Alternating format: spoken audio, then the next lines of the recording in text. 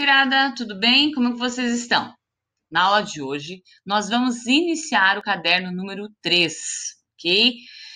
O módulo é o módulo 28, a página é a página 7 do material de vocês. Quem não foi até o colégio para buscar o material físico, esse livro já está à disposição de vocês lá no colégio, certo? Quem não pôde buscar, pode acessá-lo no plural. Então, façam esse acesso, façam as respostas no caderno, para quem não tem a apostila física, marcando a página de cada exercício, para que não precise depois passar essa resposta para a apostila física, certo? Daí já está lá no caderno, não precisa reescrever todas as respostas, certo? Nós vamos estudar a narrativa ficcional. Nós já estudamos alguns elementos dessa narrativa ficcional. Agora nós vamos estudar algumas coisas novas, ou seja, nós vamos acrescentar um pouquinho a esse conhecimento que nós já temos sobre a narrativa, ok? O que nós temos nessa página 7? Nós temos aqui um pequeno texto que fala sobre as personagens, né? Quais são as personagens que são comuns, né, dentro dessa narrativa ficcional?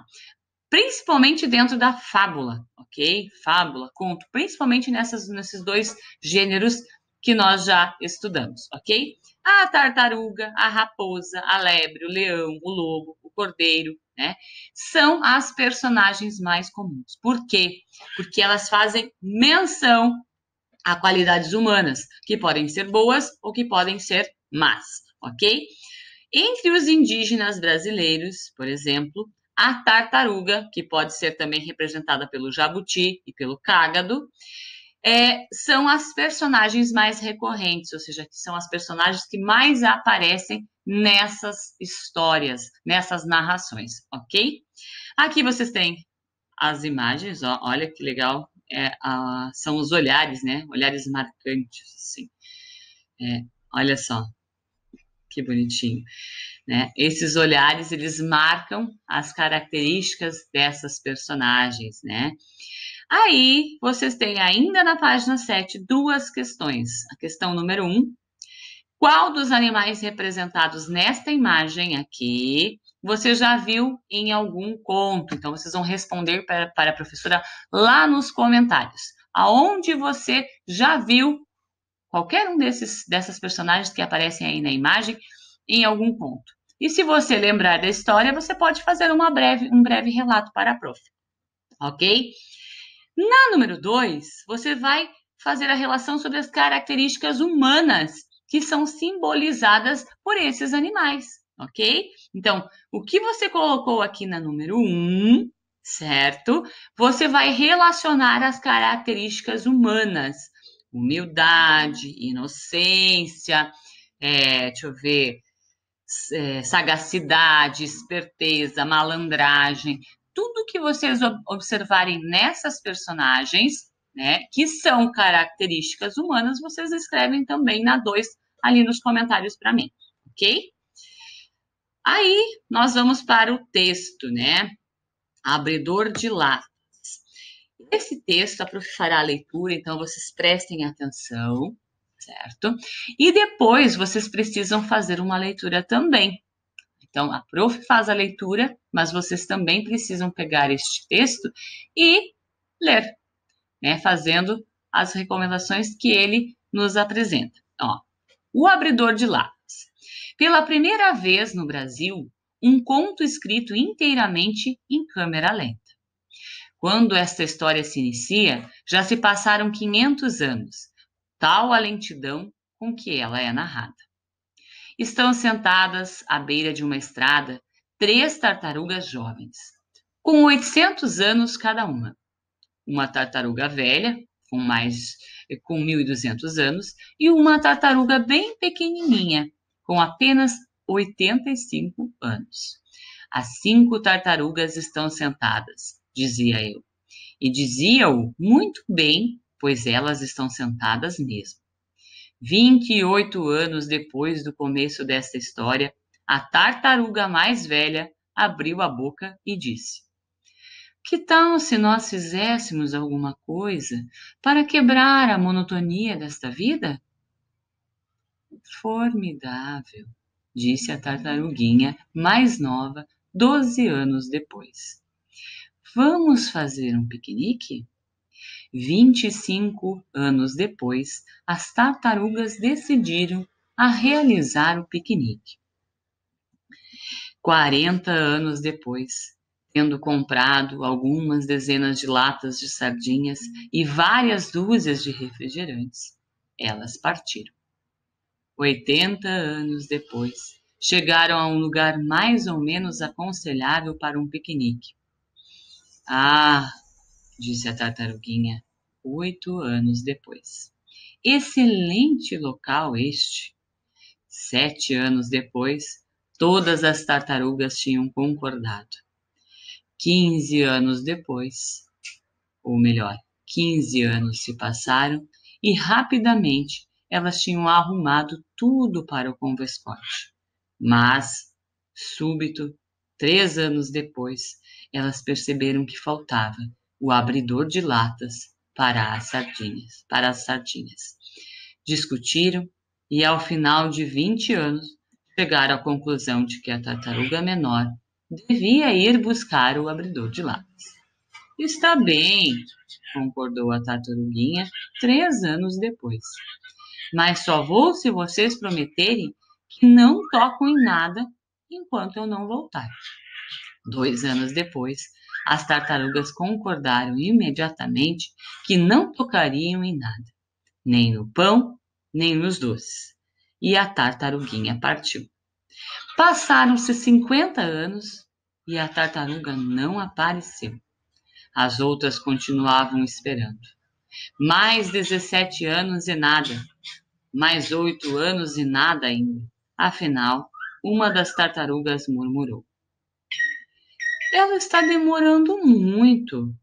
Vamos comer alguma coisa enquanto ela não vem? As outras não concordaram. Rapidamente, 2 anos depois. E esperaram mais 17 anos. Aí, outra tartaruga disse. Já estou com muita fome. Vamos comer só um pedacinho de doce que ela nem notará. As outras tartarugas hesitaram um pouco, mas 15 anos depois acharam que deveriam esperar pela outra. E se passou mais um século nessa espera. Afinal, a tartaruga mais velha não pôde mesmo e disse: Ora, vamos comer mesmo só uns docinhos enquanto ela não vem. Como um raio, as tartarugas caíram sobre os doces 6 meses depois. E justamente quando iam morder o doce, ouviram um barulho no mato, por detrás delas, e a tartaruga mais jovem apareceu. Ah, murmurou ela, eu sabia que vocês não cumpririam o prometido e por isso fiquei escondida atrás da árvore. Agora eu não vou mais buscar o abridor. Pronto? Fim. 30 anos depois. Gostaram da história? Chega a dar uma angústia de tanto que essa paciência, né, das tartarugas, essa espera, essa calma, essa tranquilidade que elas têm em quem está fazendo a leitura. Conseguiram sentir isso? Mas já se colocaram nessa situação como seres humanos, com essa paciência toda? Eu acredito que não, né? Enfim, o que nós precisamos fazer e analisar com relação a este texto, né? Milor Fernandes. A estrutura. Nós vamos falar um pouquinho sobre a estrutura e os elementos dessa narrativa. Em um texto, geralmente, se misturam vários tipos ou modos textuais, como a narração, como a descrição, como a argumentação e a injunção. O texto injuntivo, gente, é aquele texto que dá uma instrução, né? Por exemplo, como que você deve proceder em uma situação. Sempre quando nós falamos em narrativa, nós temos essa mistura desses modos textuais. Nós estamos contando a história, dali a pouco nós estamos descrevendo uma situação, uma personagem ou o ambiente onde essa personagem está. Então, nós temos a presença da descrição. Nós vamos também ter a argumentação, por exemplo, dentro de um diálogo, nós vamos ter essa argumentação, como que nós vamos colocar esta fala da personagem. E nós vamos ter também, em algumas situações, o texto injuntivo, é aquele texto que está instruindo alguma coisa, né? Uma personagem instruindo a outra, alguma coisa nesse sentido, né?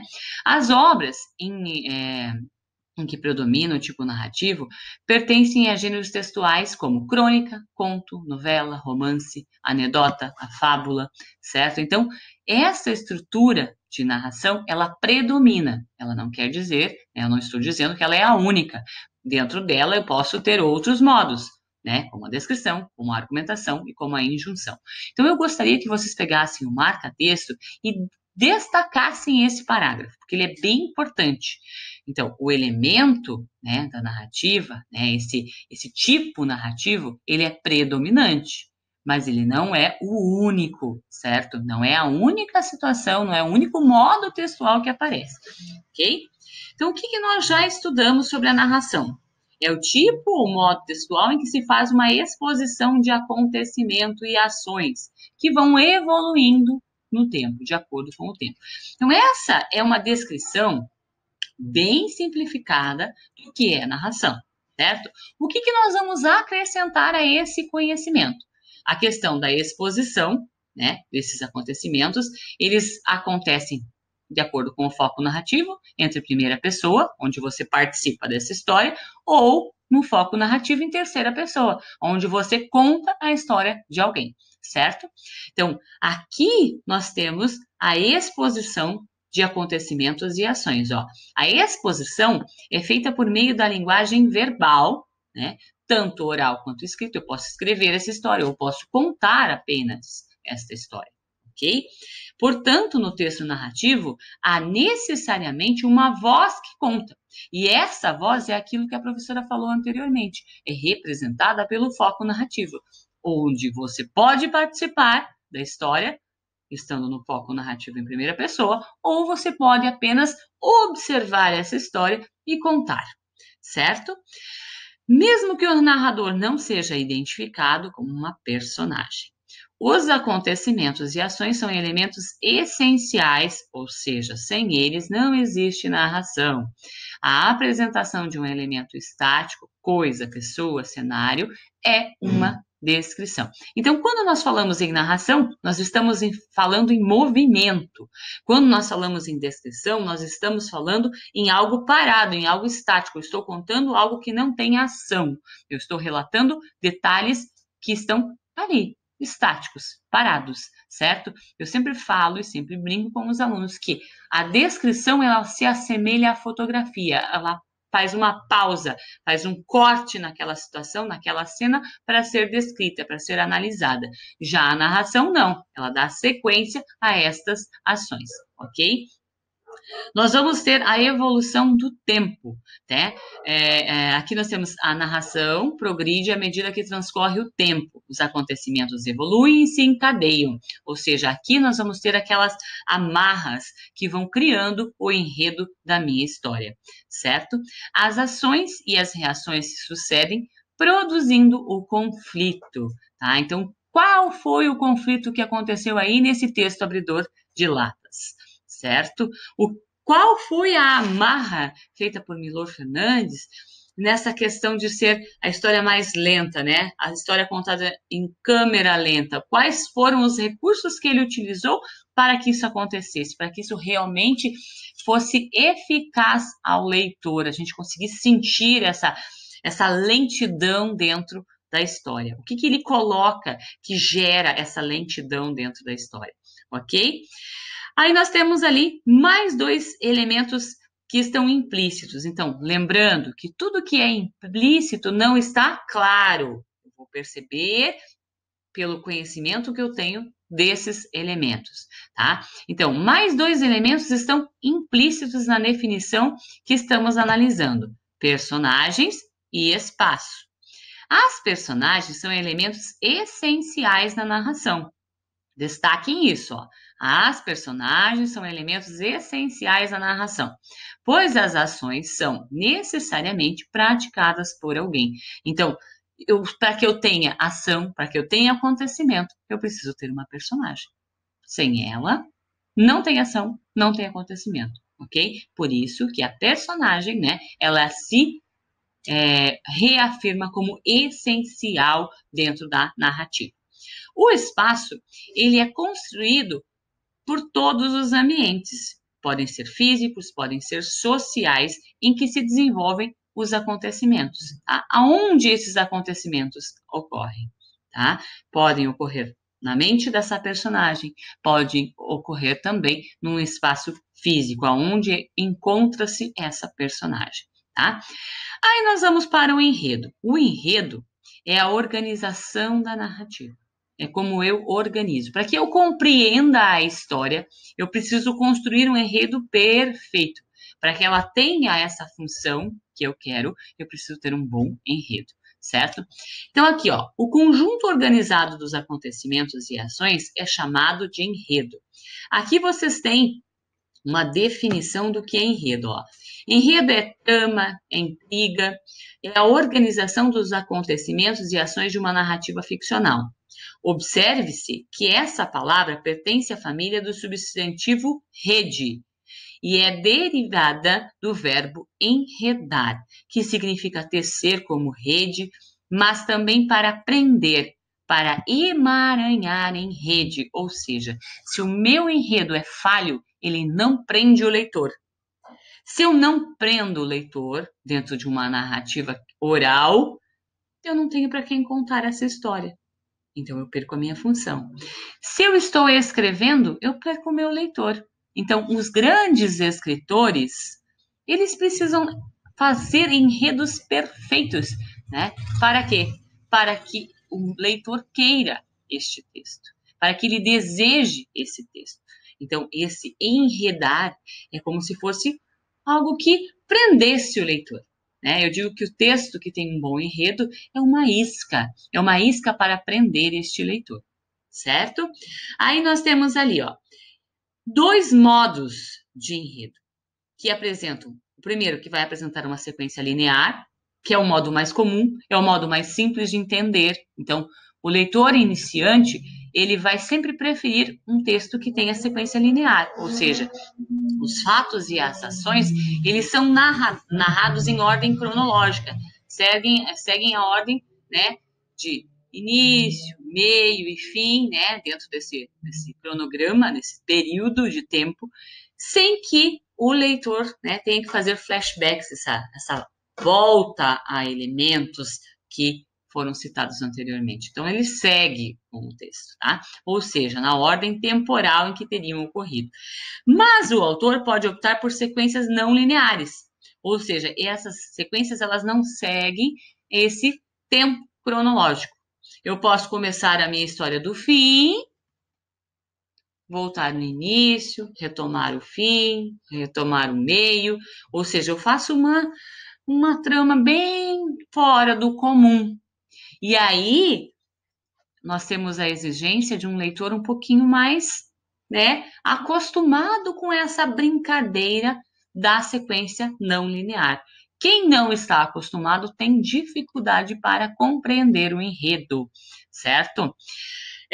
Aqui, ó, uma sequência não linear vai inverter a ordem, vai interromper o encadeamento dos acontecimentos, vai avançar, vai recuar dentro do tempo, tá? E uma narrativa pode, por exemplo, começar pelo final da história, como a professora já havia colocado para vocês. Um dos principais efeitos buscados por meio da elaboração do enredo é o de provocar a expectativa, esse suspense. Então, o enredo ele tem por objetivo provocar isso no leitor, mantendo a curiosidade, né, até o final da história. Então, até o desenlace, até o desfecho dessa história. Ao longo do curso, né, ao longo desse estudo, nós vamos aprofundar, né, progressivamente. Então, a gente vai voltar, retomar, nós vamos fazer essa construção, né, progressiva desses elementos aqui que vocês estão estudando. Aí nós partimos para a nossa atividade da aula de hoje, ok? Vocês já têm a atividade lá que vocês têm que responder aquelas duas questões da página 7, lá nos comentários para a prof, certo? E aí nós partimos para essa atividade que é escrita. Quem não tem o livro físico, escreve no caderno, faz lá direitinho, somente as respostas no caderno. Quem já tem pode preencher diretamente aí no livro de vocês. Ó, o texto, o abridor de lata, foi lido pela professora em 4 partes, né? Vocês vão observar cada elemento dessas partes, ok? O que vocês vão fazer, ó? Quais são essas partes? As partes, elas significam a mesma coisa que segmentos, ok? Então, o primeiro segmento é o início, é a proposta, né? A vida estava muito monótona, o que elas fariam? Aí surge a ideia do piquenique, vocês vão descobrir quais são os parágrafos que fazem menção a esse piquenique. O que aconteceu durante esses parágrafos? Quais são as ações e os acontecimentos que se iniciaram nesses parágrafos? Uma dica aqui, ó. Se aqui terminou no terceiro parágrafo, esse segundo segmento, a segunda parte, vai começar lá do quarto parágrafo. Até que parágrafo que vai, né, esse assunto, essa parte sobre o piquenique, ok? Aí nós temos a terceira parte, a espera. E a quarta parte é como se resolve essa situação aqui da espera, que sucede essa espera. E aí vocês vão completando do parágrafo 4º, por exemplo, até que parágrafo. Aqui terminou, por exemplo, lá no 9º, você vai começar aqui do 10º até o próximo. Então, sempre nessa sequência, lembrando de colocar os acontecimentos e as ações que acontecem nos parágrafos que vocês citaram aqui na tabelinha, ok? Na questão número 2, responda com base na terceira coluna do quadro da questão 1. Então, vocês vão pegar a terceira coluna aqui, que é essas de ações e acontecimentos, para responder o que se pede. Ó. Que tipo de sequência o autor utilizou para organizar os acontecimentos do texto ou abridor de lata?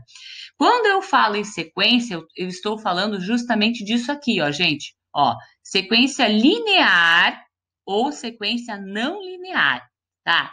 Se for linear, os fatos são apresentados em ordem cronológica, ou seja, elas decidem fazer o piquenique, aí elas vão, arrumam um lugar, depois o que acontece? Elas descobrem que não tem mais o abridor de lata, daí decidem que a tartaruguinha menor vai buscar, e aí elas ficam com muita fome. Então, essa sequência, ela é uma sequência linear ou não?